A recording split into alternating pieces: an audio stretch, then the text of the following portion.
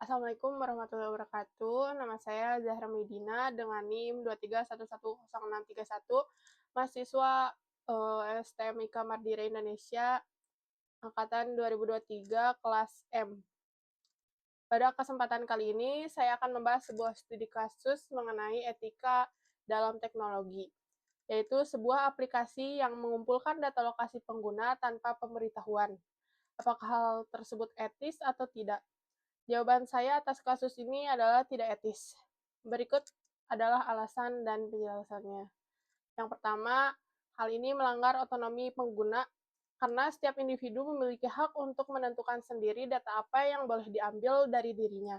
Apabila data lokasi diambil tanpa sepengetahuan pengguna, maka pengguna tersebut diperlakukan layaknya objek, bukan sebagai manusia yang memiliki hak untuk memutuskan atas dirinya sendiri.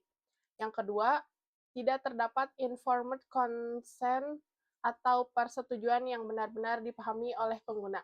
Karena pengumpulan data ini dilakukan tanpa pemberitahuan sama sekali, maka secara otomatis tidak ada persetujuan yang sah secara etika.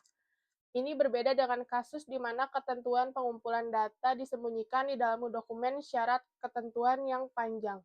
Situasi tersebut pun sudah dianggap bermasalah.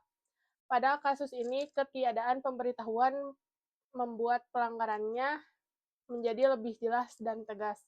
Yang ketiga, jika ditinjau dari sudut pandang etika yang lebih normal atau formal, terdapat konsep yang disebut deontologi yang dikembangkan oleh filsuf Immanuel Kant.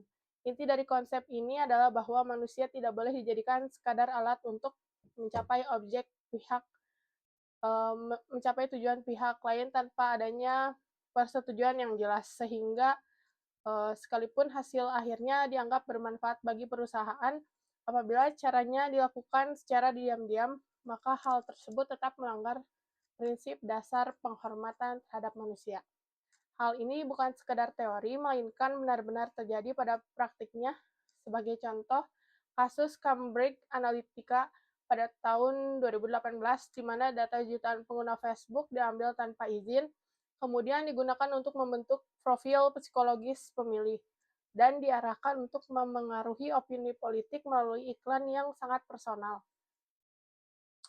Kasus ini menjadi salah satu contoh paling terkenal yang menunjukkan bahwa data yang tampak sederhana dapat menjadi alat yang sangat berbahaya apabila disalahgunakan.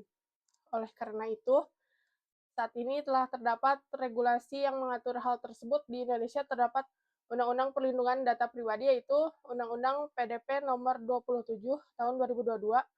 Pada intinya, setiap perusahaan diwajibkan untuk memperoleh persetujuan yang jelas dari pengguna sebelum mengumpulkan datanya. Apabila terjadi kebocoran data, perusahaan tersebut wajib bertanggung jawab. Perlu saya tegaskan, kesimpulan ini bukan berarti seluruh bentuk pengumpulan data lokasi adalah hal yang salah. Apabila dilakukan dengan 3 syarat berikut, yang pertama, transparansi yang jelas, kedua, adanya pilihan bagi pengguna untuk menolak, dan ketiga, data yang dijaga keamanannya dengan baik, maka pengumpulan data tersebut dapat dibenarkan secara etis. Inilah yang umumnya diterapkan oleh aplikasi peta digital atau transportasi daring. Sebagai kesimpulan akhir, kasus studi ini yaitu aplikasi yang mengumpulkan data lokasi pengguna tanpa pemberitahuan dapat dinyatakan tidak etis karena melanggar hak privasi dan otonomi pengguna, terlepas dari manfaat apapun yang hasilnya dari data tersebut. Demikian pembahasan yang dapat saya sampaikan. Terima kasih atas perhatiannya. Wassalamualaikum warahmatullahi wabarakatuh.